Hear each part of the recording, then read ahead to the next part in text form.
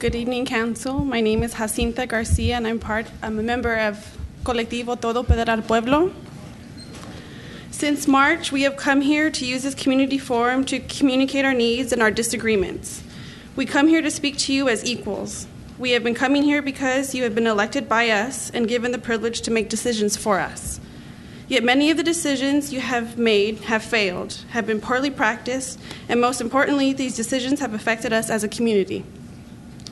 Since March, we have denounced the poor practices of the Housing Department, recalling that in March we told you that the constituents of the Housing Department were massively misinformed and there are systemic disorganizations of its agency.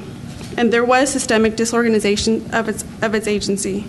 Calls were not answered. We never had any documents provided to us by the Housing Department to prove that they were telling us the truth.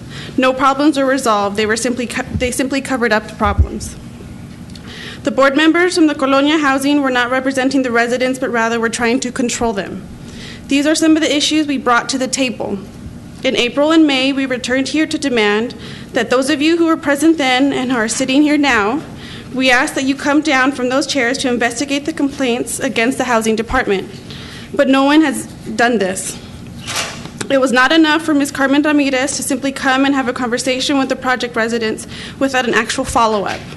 Instead, you simply believed in the flamboyant suit of the director of the housing and his PowerPoint presentation.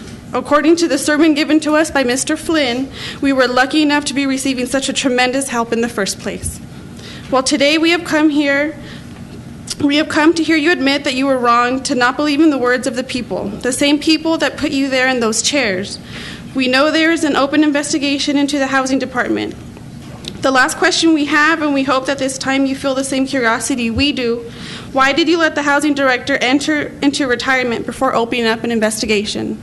Thank you, Council. Thank you very much. Next speaker is Elliot Geber.